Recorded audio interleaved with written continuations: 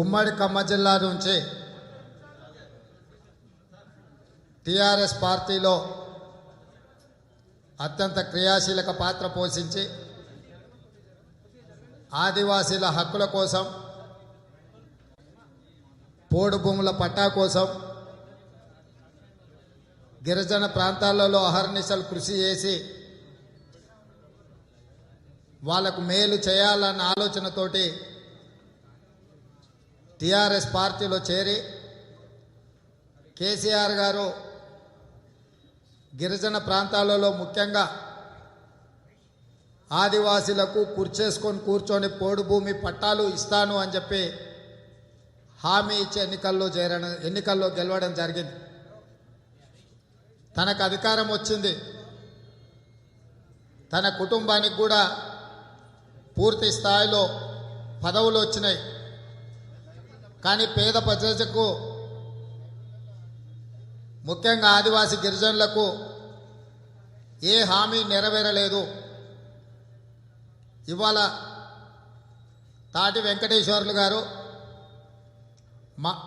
మాజీ శాసనసభ్యులు, అదేవిధంగా కాంతారావు గారు పినపాక నియోజకవర్గం నుంచి జడ్పీటీసీ, వారితో పాటు చాలామంది ముఖ్య నాయకులు అశ్వారావుపేట నియోజకవర్గం, పినపాక నియోజకవర్గం నుంచి కీలకమైన నాయకులు ఈరోజు గాంధీ భవన్కి వచ్చి కాంగ్రెస్ పార్టీలో చేరడం జరిగింది. ఈ కార్యక్రమంలో పెద్దలు అంజన్ కుమార్ యాదవ్ గారు, మహేష్ గౌడ్ గారు, మా సోదరిమణి సీతక్క గారు, అనిల్ కుమార్ యాదవ్ గారు, గాలి అనిల్ కుమార్ గారు, ముఖ్యమైన నాయకులందరూ కూడా వారిని స్వాగతించి కాంగ్రెస్ పార్టీలో, కాంగ్రెస్ కుటుంబంలో తాటి వెంకటేశ్వర్లు, అదేవిధంగా కాంతారావు గారి సహచరులను, అనుచరులను, శ్రేయభిలాషులు అందరినీ కూడా ఈరోజు సాధారణంగా కాంగ్రెస్ పార్టీలోకి ఆహ్వానించడం జరిగింది. మిత్రులారా, వాళ్ళేమో ఆకాశంలో ఉండే చంద్రుడిని అడగలే, లేకపోతే భూమి మీద ఉండే ఆదివాసీలను చంద్రమండలం తీసుకువెళ్ళమని గొంతమ్మ కోరికలు కోరలే. వాళ్ళ కోరిక న్యాయబద్ధమైంది. 2006 అటవీ హక్కుల చట్టాన్ని కాంగ్రెస్ పార్టీ తీసుకొచ్చి అటవీ ప్రాంతంలో ఆదివాసీలు పోడు భూములలో వ్యవసాయం చేసుకుంటున్న వాళ్లకు పట్టాలు ఇవ్వడం ద్వారా వాళ్ళ హక్కులను కాపాడి వాళ్ళను భూ యజమానులను చేసి ఆత్మగౌరవంతో బ్రతికే విధంగా ఆనాడు కాంగ్రెస్ పార్టీ చట్టం తీసుకొచ్చింది. 2006 అటవీ హక్కుల చట్టం ప్రకారము రాజశేఖర రెడ్డి గారు ముఖ్యమంత్రి ఉన్నప్పుడు తెలంగాణ ప్రాంతంలోనే దాదాపుగా 3.5 లక్షల ఎకరాలకు పోడు భూములకు పట్టాలు ఇవ్వడం జరిగింది. ఆ తర్వాత చాలా కాలం చాలా అప్లికేషన్లు పెండింగ్ ఉండి గిరిజనులకు జరగాల్సిన న్యాయం జరగలేదు. 2వ విడత పట్టాలు ఇవ్వాలి అనుకుంటే వివిధ కారణాల చేత వాళ్లకు పట్టాలు అందలేదు. 2014 తెలంగాణ రాష్ట్రం వచ్చినప్పుడు కేసీఆర్ గారు విస్పష్టమైన హామీ ఇచ్చారు. ఆదివాసులకు తప్పకుండా వాళ్ళ హక్కులను కల్పించి ఎవరైతే దున్నుకుంటున్నారో దున్నేవాడికే భూమి అని వాళ్ళకు పట్టాలు ఇస్తామని చెప్పిండు. 5 సంవత్సరాలు వాళ్ళకు పట్టాలు ఇవ్వక మోసం చేసి రెండవసారి ఎన్నికలకు పోయినప్పుడు కూడా స్పష్టంగా చెప్పిండు ముఖ్యమంత్రి గారు, భద్రాచలం అటవీ ప్రాంతంలోనే కూర్చేసుకొని కూర్చొని ఆదివాసులకు పోడు భూముల పట్టాలు ఇస్తానని ముఖ్యమంత్రి గారే స్వయంగా చెప్పిండు. తాటి వెంకటేశ్వర్లు లాంటి కోయా కమ్యూనిటీకి సంబంధించిన వాళ్ళు అడవిని భూమిని నమ్ముకొని బ్రతికే అమాయకులైన ఆదివాసీ బిడ్డలు ప్రభుత్వం తప్పకుండా పట్టాలు ఇస్తుందని ఆశించారు.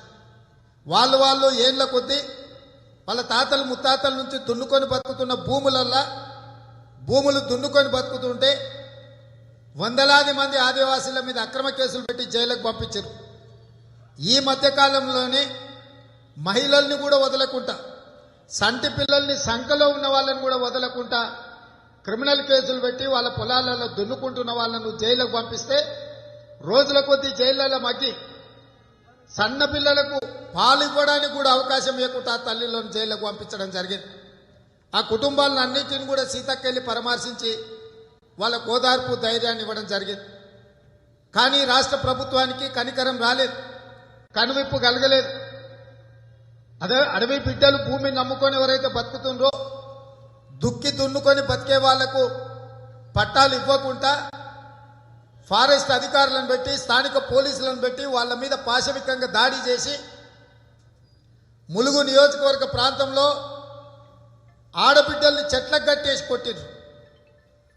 ఆ అడవిలో దాదాపుగా 20 కిలోమీటర్లు నేను సీతక్క నడుచుకుంటూ పోయి ఆదివాసులను కలిసి వచ్చినాం. వాళ్ళు చేసిన నేరమల్లా భూమి దున్నుకొని బతకడమే. వాళ్ళు భూమి అమ్ముకోలే, రాష్ట్ర సంపదను కొల్లగొట్టలే. అడవిలో ఉండేవాళ్ళు, అడవిని నమ్ముకొని జీవించే వాళ్ళు అటవీ ప్రాంతంలో దుక్కి దున్నినందుకు ఫారెస్ట్ అధికారులు పోయి ఆడపిల్లలనే కనికరం లేకుండా చెట్లకు కట్టేసి కొట్టి పాశవికమైన దాడులు చేస్తే అధికారులను సస్పెండ్ చేయాల్సింది పోయి అదే గిరిజనుల మీద కేసులు పెట్టి జైలుకు పంపించండి కేసీఆర్ గారు. మగపిల్లల్ని జైలుకు పంపించిందంటే అర్థం ఉంది. ఆడపిల్లల్ని, ముఖ్యంగా సంటి పిల్లలు ఉన్న వాళ్ళ తల్లులను కూడా జైలుకు పంపించే కర్కశమైన ఈ ప్రభుత్వం ఆదివాసీలను చిన్న చూపు చూస్తుంది. ఆదివాసీల పట్ల మానవత్వం లేకుండా వ్యవహరిస్తుంది.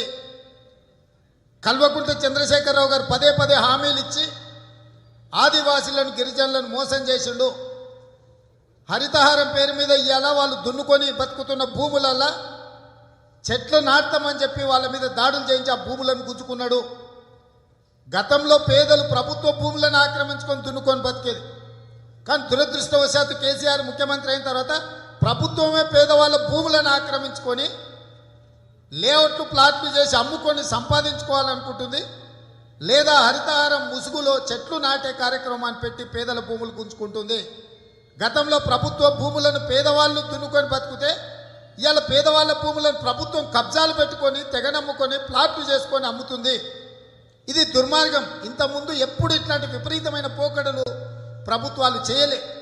కానీ కేసీఆర్ ముఖ్యమంత్రి అయినాక విపరీతమైన పోకడల వల్ల దుబారా ఖర్చుల కోసం అవినీతి అక్రమాలకు పాల్పడి సొంతంగా సంపాదించుకోవడానికి మరిగిన ఈ రాష్ట్ర ప్రభుత్వం రాష్ట్ర ఉద్యోగులను జీతాలు ఇవ్వడానికి పేదల భూములు గుంజుకొని ప్లాట్లు వేసుకొని అమ్ముకునే పరిస్థితి దిగజారింది.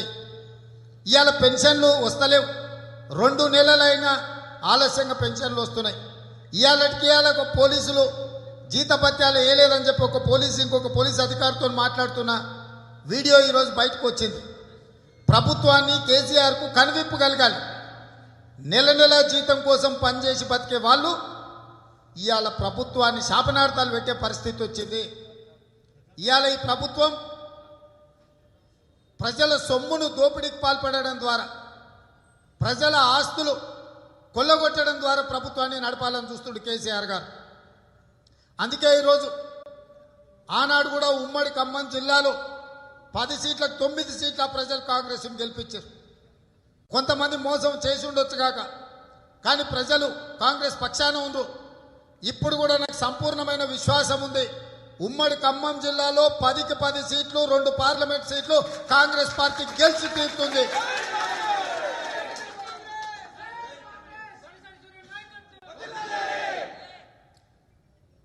ఆదివాసీలతో పెట్టుకున్నోడు, ఆదివాసీలను మోసం చేసినోడు, గిరిజనులను ధోకా చేసినోడు ఎవ్వడు బతికి బట్టగట్టలే.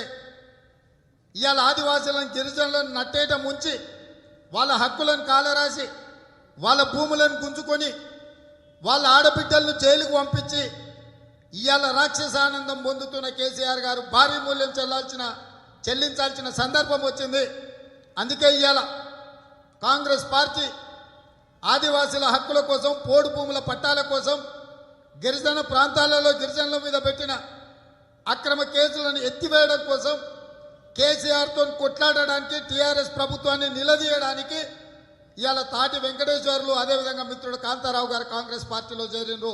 కాంగ్రెస్ కుటుంబంలోకి వారి అనుచరులను, వారి సహచరులను, వారి శ్రేయభిలాషులను అందరినీ కూడా పిసిసి అధ్యక్షుడిగా సాదరంగా ఆహ్వానిస్తున్నాను. సముచితమైన స్థానం కాంగ్రెస్ పార్టీలో వాళ్ళకు ఉంటుంది. ఈ రాష్ట్రంలో ప్రజలకు ప్రత్యామ్నాయం కాంగ్రెస్ పార్టీ.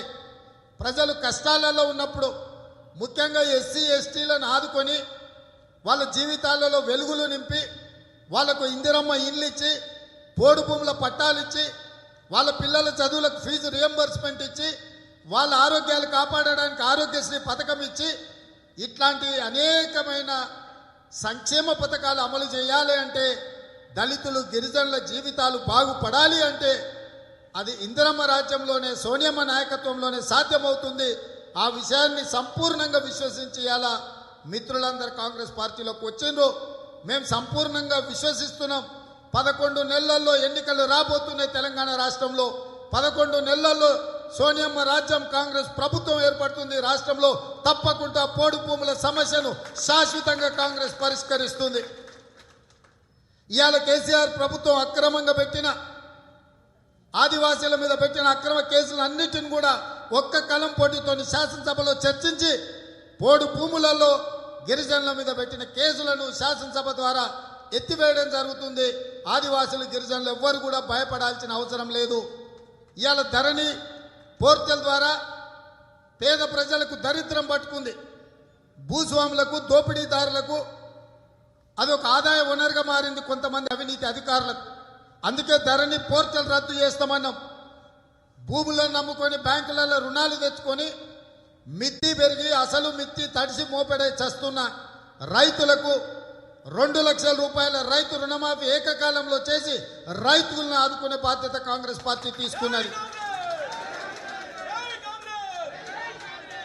ఇదే కాకుండా ఇందిరమ్మ రైతు భరోసా పథకంలో ప్రతి ఎకరాకు భూమి ఉన్న వాళ్లకు 15,000 రూపాయలు, భూమి లేని కౌలు రైతులకు కూడా ప్రతి ఎకరాకు 15,000 రూపాయలు, ఉపాధి హామీ కూలీ పథకంలో నమోదు చేసుకున్న పేదవాళ్లకు 12,000 రూపాయలు ప్రతి ఒక్కరికి ఇవ్వాలని చెప్పి కాంగ్రెస్ పార్టీ విస్పష్టమైన ప్రకటనతో ప్రజల ముందుకు రాహుల్ గాంధీ గారు రావడం జరిగింది.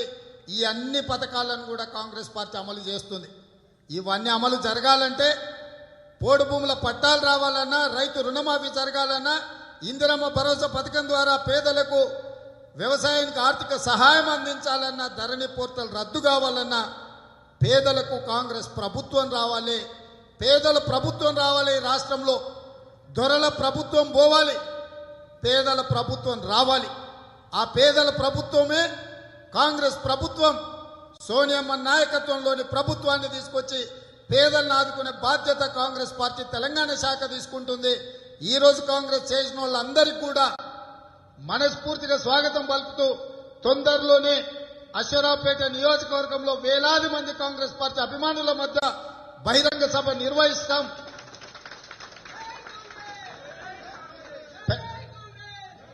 పెద్దలు రేణుకా చౌదరి గారు, సిఎల్పి నాయకులు భట్టి విక్రమార్క గారితో కూడా మాట్లాడినాం. వారు ఢిల్లీలో ఉన్నారు, సమయానికి రాలేకపోయినరు. వారు వచ్చిన తర్వాత వారితో చర్చించుకొని ఇంకా చాలా మంది చేరికలు ఉన్నాయి. ఖమ్మం జిల్లాలో తుఫాను రాబోతుంది. ఆ తుఫానులో ఖమ్మం జిల్లాలో కాంగ్రెస్ పార్టీ తుఫాన్ రాబోతుంది.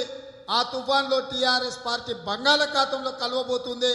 తొందరలోనే ఖమ్మం జిల్లాలో అన్ని నియోజకవర్గాలకు సంబంధించిన నాయకులతో చర్చించి ఒక గొప్ప సభ అక్కడ పెట్టి అక్కడ ఆదివాసీ గిరిజన రైతులను ఆదుకోవడానికి అవసరమైన అన్ని కార్యక్రమాలు తీసుకుంటాం. భవిష్యత్తు, తెలంగాణ ప్రజల యొక్క భవిష్యత్తును కాపాడాల్సిన బాధ్యత కాంగ్రెస్ పార్టీ మీద ఉన్నది. తప్పకుండా ఆ బాధ్యతను నెరవేరుస్తామని చెప్పి తెలియజేస్తూ, ఈ కార్యక్రమానికి వచ్చిన వాళ్ళందరికీ కూడా పేరు పేరున ధన్యవాదాలు తెలియజేస్తున్నా. మిగిలిన మిత్రులు కండువ కప్పాల్సిన వాళ్ళందరికీ కూడా గప్తాం కాంగ్రెస్ పార్టీలోకి ఆహ్వానిస్తూ ధన్యవాదాలు తెలియజేస్తూ సెలవు తీసుకుంటున్న మిత్రులారా, జై కాంగ్రెస్. హాయ్ ఫ్రెండ్స్, మా టుడే టుమారో యూట్యూబ్ ఛానల్ చూస్తున్నందుకు చాలా థ్యాంక్స్. మరిన్ని లేటెస్ట్ వీడియోస్ కోసం వెంటనే సబ్స్క్రైబ్ చేయండి. అలాగే ఈ బెల్ ని కూడా రింగ్ చేసేయండి. మా నోటిఫికేషన్స్ అన్ని మీ మొబైల్లో వస్తాయి. అలాగే మా వీడియోస్ మీకు నచ్చితే లైక్ చేయండి, షేర్ చేయండి, నచ్చకపోతే కామెంట్ చేయండి.